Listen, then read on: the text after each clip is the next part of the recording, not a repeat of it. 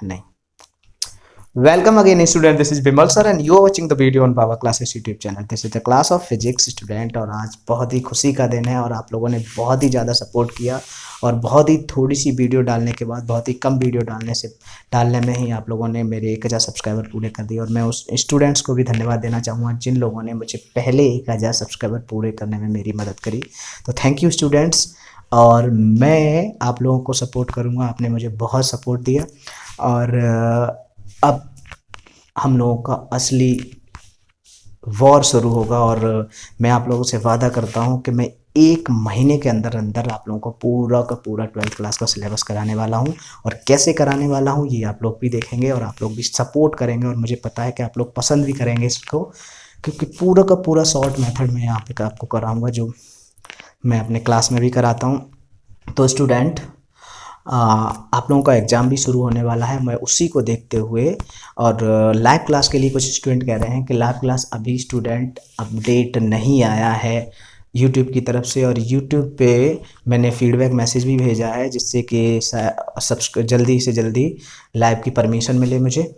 तो स्टूडेंट आज का टॉपिक स्टार्ट करते हैं और आज के टॉपिक है आज का समविभव पृष्ठ यानी इक्विपोटेंशियल सरफेस। तो समविभव पृष्ठ, जैसा कि नाम दिख रहा है स्टूडेंट यहाँ पर समविभव पृष्ठ, तो समविभव पृष्ठ का मतलब है समान विभव। कैसा विभव? समान विभव। ऐसा पृष्ठ जिसके प्रत्येक बिंदु पर विभव कैसा होता है? समान होता है, समविभव पृष्ठ कहलाता है। जैसे कि अगर किसी गोलीय पृष्ठ के केंद्र पर कोई आवेश रखा है तो उससे इस पृष्ठ की दूरी समान होगी। इस पृष्ठ की दूरी कितनी होगी? जैसे ये r दूरी पर है, अगर इसकी त्रिज्या r है तो त्रिज्या r है तो इसकी जो पृष्ठ की दूरी समान होगी। तो इसके पृष्ठ पर प्रत्येक बिंदु पर क्या होगा? विभव समान होगा। विभव क्या होगा? समान होगा। ठीक है ना स्टूडेंट? तो ये जो पृष्ठ है ये क्या होगा? समविभव पृष्ठ। तो ऐसा गोलीय पृष्ठ जिसके केंद्र पर कोई भी आवेश रखा हुआ है तो वो जो पृष्ठ होता है वो समविभव पृष्ठ होता है स्टूडेंट। तो आपको समझ आया होगा कि समविभव पृष्ठ क्या होता है, कि ऐसा पृष्ठ जिसके प्रत्येक बिंदु पर विभव समान होता है समविभव पृष्ठ कहलाता है। जैसे कि ये गोलीय पृष्ठ हो गया। अगर हम इस धनावेश को केंद्र मानकर एक छोटा सा पृष्ठ यहाँ पर इस तरह से खींचें तो ये पृष्ठ भी क्या हो जाएगा? समविभव पृष्ठ हो जाएगा। लेकिन यहाँ पर वोल्टेज V है तो यहाँ इससे कुछ ज़्यादा वोल्टेज हो जाएगा या कुछ भी होगा तो यहाँ पर वोल्टेज अलग होगा। लेकिन इस पृष्ठ की प्रत्येक बिंदु पर विभव कैसा होगा? समान होगा। यहाँ पर अगर हम V' मान लें या फिर जैसे यहाँ पर 100 वोल्ट विभव है तो यहाँ भी 100 वोल्ट होगा और यहाँ भी 100 वोल्ट होगा और यहाँ भी 100 वोल्ट होगा। यानी इसके प्रत्येक बिंदु पर इस पृष्ठ के प्रत्येक बिंदु पर विभव कितना होगा? 100 वोल्ट। और जैसे जैसे अगले पृष्ठ है यहाँ पर जैसे 80 वोल्ट विभव है तो इस पर भी 80 वोल्ट होगा, इस पर भी 80 वोल्ट होगा और यहाँ भी 80 वोल्ट होगा और ऐसे ही चारों तरफ 80 वोल्ट होगा। समझ आया होगा कि संकेंद्रीय गोलीय पृष्ठ जो होते हैं, संकेंद्रीय गोलीय पृष्ठ होते हैं तो वो क्या होते हैं? वो समविभव पृष्ठ होते हैं। ठीक है ना स्टूडेंट? जैसे कि ये समविभव पृष्ठ है, ये भी समविभव पृष्ठ होगा। इसके ऊपर अगर हम इस तरह से एक और पृष्ठ बना दें, गोलीय पृष्ठ बना दें तो ये भी एक समविभव पृष्ठ होगा स्टूडेंट। लेकिन इसका विभव 80 है तो इसका हो सकता है इसका 60 हो। ठीक है ना स्टूडेंट? इसका 60 वोल्ट 60 वोल्ट 60 वोल्ट 60 वोल्ट इस तरह से, तो ये भी एक समविभव पृष्ठ है। अगर कोई रेखीय आवेश है, अगर कोई रेखीय आवेश है इस तरह से, तो एक रेखीय आवेश को अक्ष मानकर खींचा गया बेलनाकार जो पृष्ठ होता है वो भी एक समविभव पृष्ठ होता है। कैसे? कि यहाँ से इस बिंदु पृष्ठ की यानी यहाँ तक की दूरी और यहाँ से यहाँ तक की दूरी समान होगी। ये दूरियाँ समान है। तो ये भी जैसे अगर यहाँ 10 वोल्ट का विभव है तो यहाँ भी 10 वोल्ट का विभव होगा, 10 वोल्ट का विभव तो प्रत्येक बिंदु पर 10 वोल्ट का विभव हो जाएगा। तो ये भी एक समविभव पृष्ठ हो जाएगा। इधर ऐसे इधर 10 वोल्ट, अगर 10 वोल्ट और 10 वोल्ट का विभव होगा तो ये भी एक समविभव पृष्ठ है। यानी ये क्या हो जाएगा? समविभव पृष्ठ। कैसे? किसी रेखीय आवेश को अक्ष मानकर खींचा गया बेलनाकार पृष्ठ भी एक समविभव पृष्ठ होता है स्टूडेंट। नेक्स्ट पॉइंट है ये कि किसी एक समान विद्युत क्षेत्र में लंबवत खींचा गया पृष्ठ या खींचा गया जो पृष्ठ होता है वो भी एक समविभव पृष्ठ होता है। कि ये और ये भी एक समविभव पृष्ठ है स्टूडेंट। तो समविभव पृष्ठ ये समझ आया होगा समविभव पृष्ठ क्या होते हैं स्टूडेंट। ठीक है ना? अगर हम इस तरह से जैसे यहाँ ये समझो, इसको अक्ष मानकर हम छोटे से पृष्ठ यहाँ पर एक और एक बेलन और बना दें इस तरह से, तो ये बेलन भी क्या हो जाएगा? समविभव पृष्ठ हो जाएगा। क्या हो जाएगा? समविभव पृष्ठ हो जाएगा। ये छोटा वाला बिंदु, ये 10 वोल्ट है तो यहाँ पर हो सकता है ये जिसके पास में है तो ये 20 वोल्ट, 20 वोल्ट, 20 वोल्ट, 20 वोल्ट, इस तरह से हो सकता है। तो उम्मीद करते हैं ये पॉइंट समझ में आए होंगे स्टूडेंट। अब हमने स्टूडेंट यहाँ देखा कि ये सभी कैसे पृष्ठ हैं, जो ये पृष्ठ और ये पृष्ठ कैसे हैं, ये जैसे ये पृष्ठ एक समविभव पृष्ठ है, ये पृष्ठ अपने में अलग एक समविभव पृष्ठ है। ऐसा नहीं है कि ये तीनों समविभव पृष्ठ है, इनके वोल्टेज एक जैसे तो है नहीं। तो ये समविभव पृष्ठ है, ये अपने में एक समविभव पृष्ठ है, और ये हर एक पृष्ठ यहाँ अलग अलग कैसा है, समविभव पृष्ठ है। तो स्टूडेंट अगर हम किसी समविभव पृष्ठ में विभवांतर निकालें तो कितना होगा, विभवांतर निकालेंगे तो v डेल्टा v बराबर क्या आ जाएगा, विभवांतर v a b या दो बिंदुओं के बीच भी निकालें तो विभवांतर जो होगा v बराबर क्या आ जाएगा कि 60 वोल्ट माइनस 60 वोल्ट, ऊपर वाले में देखें तो क्या आएगा 0 वोल्ट। विभवांतर क्या होगा, यानी विभव में अंतर। तो किसी भी समविभव पृष्ठ के किन्हीं दो बिंदुओं के बीच विभवांतर जो होता है शून्य होता है। अब विभवांतर शून्य है तो किसी भी पृष्ठ में आवेश को एक बिंदु से दूसरे बिंदु तक ले जाएंगे। जैसे ये पृष्ठ है तो आवेश को अगर हम यहाँ से उठाएं, जैसे ये दो बिंदु ले लिए, ये A है और ये बिंदु B है, तो ये बिंदु ले लिए। अगर ये बिंदु ले लिए तो इस पर क्या होगा, इन दोनों के बीच विभवांतर शून्य होगा, क्योंकि यहाँ पर हर एक बिंदु पर 60 वोल्ट का विभव, तो विभवांतर भी शून्य होगा। अब हम यहाँ से अगर Q0 आवेश को यहाँ से उठा के इधर ले जाएं तो ले जाने में कार्य कितना करना पड़ेगा, 0 करना पड़ेगा। कैसे करना पड़ेगा, देखिए इधर जैसे हमने ये मान लिया कि अगर ये हमारा क्या है, धनावेश है, धनावेश के कारण इस पर विद्युत क्षेत्र की दिशा होगी वो आवेश से दूर की ओर गई हो, या फोर्स जो लगेगा Q0 आवेश पर वो इस दिशा में लगेगा। फोर्स किधर को लगेगा, इस दिशा में। यहाँ पर आवेश आएगा तो यहाँ भी इस दिशा में लगेगा, लेकिन इसका विस्थापन किस दिशा में, इस दिशा में, यानी dx है। तो स्पर्श रेखा की दिशा में है ना, और ये परपेंडिकुलर आगे की ओर गया है तो इनके बीच में डिग्री, कितने डिग्री का एंगल होगा, 90 डिग्री का। जब 90 डिग्री का एंगल होगा तो कार्य बराबर स्टूडेंट हम जानते हैं बल गुणानी F into d x cos theta. ये इंटू है, डॉट नहीं हमने करा, F इंटू डी एक्स, या फिर ऐसे कह सकते हैं F into f dot vector f dot d x, यानी अदिश राशि है, vector f dot vector d x. अब vector f dot d x cos theta, theta equal to कितना है यहाँ पे 90 डिग्री, तो f into d x cos 90 degree, और कॉस 90 डिग्री की वैल्यू कितनी होती है 0। तो इस तरह से स्टूडेंट हम कह सकते हैं किसी भी समविभव पृष्ठ पर आवेश को एक बिंदु से दूसरे बिंदु तक ले जाने में किया गया जो कार्य होता है वो 0 होता है, ठीक है। और वैसे भी हम जानते हैं कार्य W बराबर क्या हो जाता है, कार्य W बराबर विभवांतर V इंटू आवेश, ठीक है। तो विभवांतर 0 है तो आवेश क्या, आवेश का मल्टीप्लाई हुआ तो 0, ये भी एक पॉइंट है, ठीक है। लेकिन बेसिक क्या है, ये है कि आवेश क्या होता है, जैसे इधर आवेश है इसमें बल की दिशा इधर को हो गई, और हमेशा विस्थापन क्या होगा उस पृष्ठ पर, इस पर खींची गई स्पर्श रेखा के दिशा में। तो ये यहाँ पर 90 डिग्री है तो इस तरह से भी हमारा क्या हो जा रहा है, कार्य क्या हो जा रहा है 0 हो रहा है, चाहे यहाँ पर इस तरह से देख लो चाहे उस तरह से देख लो। तो स्टूडेंट ये पॉइंट आपको क्लियर हुआ हमें पता चल गया, हाँ। तो स्टूडेंट क्या है, जिस समविभव पृष्ठ के किन्हीं दो बिंदुओं के बीच आवेश को एक बिंदु से दूसरे बिंदु तक ले जाने में किया गया कार्य भी क्या होता है, शून्य होता है स्टूडेंट। तो स्टूडेंट एक पॉइंट अगर हम और निकालें कि इस तरह से समविभव पृष्ठ आपको समझ आया होगा स्टूडेंट कि समविभव पृष्ठ के किन्हीं दो बिंदुओं के बीच जो विभवांतर होता है वो शून्य होता है, और प्रत्येक बिंदु पर विभव समान होता है, और किसी दो बिंदुओं के बीच आवेश को एक बिंदु से दूसरे बिंदु तक ले जाने में किया गया कार्य भी शून्य होता है स्टूडेंट, ठीक है ना। तो इस तरह से अब ये 3 तरह के पृष्ठ आपको समझ भी आए होंगे, इन पृष्ठों को हम समविभव पृष्ठ कह सकते हैं।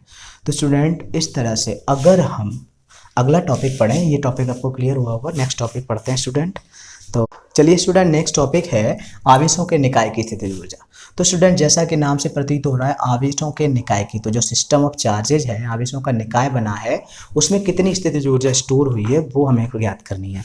तो स्टूडेंट आवेशों का निकाय मतलब सिस्टम आवेशों को कहीं से भी इकट्ठे करके आवेश लेकर आए होंगे और उनको बनाया होगा, तो उसको बनाने में कार्य करना पड़ा होगा, तो कार्य करना पड़ा होगा वही उस निकाय में स्थितिज ऊर्जा के रूप में संचित हो जाएगा, ठीक है ना। तो स्टूडेंट अगर इसको डिफाइन करें आवेशों को निकाय की स्थितिज ऊर्जा तो कैसे होगा कि 2 या 2 से अधिक आवेशों को एक दूसरे के पास लाने अथवा दूर ले जाने में, 2 या 2 से अधिक आवेशों को एक दूसरे के पास लाने अथवा दूर ले जाने में जो कार्य करना पड़ता है वह कार्य ही आवेशों के निकाय में स्थितिज ऊर्जा के रूप में संचित हो जाता है। तो स्टूडेंट हम ऐसा करते हैं कि हमने ये मान लिया कि कोई आवेशों का निकाय 2 आवेशों Q1 और Q2 से मिलकर बना है, 2 आवेशों Q1 और Q2 से मिलकर बना है जिनके बीच की दूरी r है, ठीक है। अब इसको बनाने में जो कार्य करना पड़ा है वही इसकी स्थितिज ऊर्जा है। तो स्टूडेंट कार्य जो होता है W बराबर इसके लिए यहाँ पर V इंटू क्यू, यही होता है। तो अगर हम इसको जैसे Q2 Q1 आवेश यहाँ रखा है, Q2 आवेश को कहीं से भी यहाँ लेकर आए हैं, तो लेकर आने में जो भी कार्य करना पड़ा वही इसकी स्थितिज ऊर्जा होगी। तो अब इस Q2 आवेश को यहाँ तक लाने में जो भी कार्य करना पड़ा वो स्थितिज ऊर्जा है, तो वही कार्य निकाल लेंगे, वही हो जाएगा। तो इसके लिए हमने मान लिया, माना Q2 आवेश जैसे यहाँ पर बिंदु A है और ये बिंदु B है, बिंदु B पर ना होकर अनंत पर स्थित है। हमने क्या मान लिया, माना Q2 आवेश बिंदु B पर ना होकर अनंत पर स्थित है। अब क्या करेंगे, इसको धीरे धीरे यहाँ पर लेकर आएंगे बिंदु B तक, तभी तो हमारा निकाय बनेगा। तो स्टूडेंट ध्यान से सुनना, यहाँ पर होता क्या है कि जैसे जैसे इस आवेश को हम Q1 के पास लेकर आते रहते हैं तो Q1 भी प्लस का है और Q2 भी प्लस का है। तो जैसे जैसे इसको इधर लेकर आएंगे तो Q2 को क्या करेगा, Q1 रिपेल करेगा यानी प्रतिकर्षित करेगा।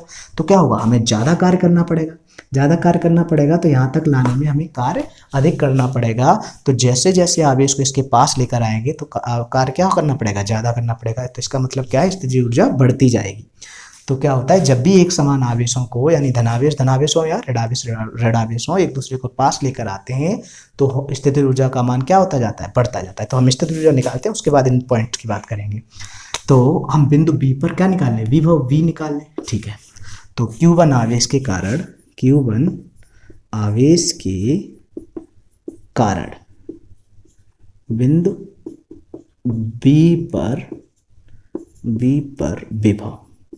तो स्टूडेंट विभव V बराबर फॉर्मूला हम जानते हैं 1/4 pi epsilon not into Q upon R। तो Q क्या है, Q1 है, तो Q1 अपॉन R हो गया, इक्वेशन नंबर 1 हो गया। अब हमें क्या करना है, Q2 आवेश को अनंत से बिंदु B तक लाने में किया गया कार्य निकालना है। इसलिए Q2 आवेश को अनंत से, कहाँ से, अनंत से बिंदु B तक लाने में किया गया कार्य क्या होगा स्टूडेंट, W बराबर, देखो किस आवेश को लेकर आए, Q2 को, और कहाँ तक ला के आए, B तक, और B पर विभव कितना है, V। तो क्या हो जाएगा, V इंटू Q2, ये हो जाएगा कार्य। तो V की वैल्यू लगाते हैं 1/4 pi epsilon not into Q1 Q2 upon R, यही हो जाएगा। V क्या है, Q1 अपॉन R, उसमें Q2 का मल्टीप्लाई कर दिया, ये हो गया W। और यही कार्य ही आवेशों के निकाय में स्थितिज ऊर्जा के रूप में संचित हो जाएगा। तो यह कार्य ही आवेशों के निकाय में स्थितिज ऊर्जा के रूप में, स्थितिज ऊर्जा के रूप में, स्थितिज ऊर्जा के रूप में संचित हो जाता है। इसलिए आवेशों के निकाय की स्थितिज ऊर्जा U बराबर 1/4 पाई एप्सिलॉन नॉट इंटू क्या हो जाएगी, Q1 Q2 अपॉन R। तो स्टूडेंट आवेशों के निकाय की स्थितिज ऊर्जा यानी जब कोई निकाय दो आवेशों से, ये Q2 आवेश यहाँ से उठ के कहाँ आ गया, यहाँ तक आ गया, ठीक है, और इसमें जो कार्य करना पड़ा वही क्या हो गया, इसकी स्थितिज ऊर्जा।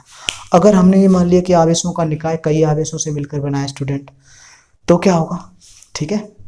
इससे पहले हम ये पॉइंट बता देते हैं, हम यहाँ पर क्या किया, हमने Q2 आवेश को लेकर आए प्लस का, और जैसे जैसे इस आवेश को इसके पास लेकर आए वैसे Q1 आवेश ने इसको रिपेल किया, तो पास लेकर आए होंगे तो ज़्यादा कार्य करना पड़ेगा। क्यों, क्योंकि प्रतिकर्षण बल के विरुद्ध कार्य करना पड़ा, तो हमें ज़्यादा ताकत लगानी पड़ेगी यानी ज़्यादा कार्य करना पड़ेगा। तो जैसे जैसे इसको पास लेकर आएंगे तो कार्य ज़्यादा करना पड़ेगा, तो यहाँ पर क्या होगा, स्थितिज ऊर्जा का मान बढ़ता जाएगा।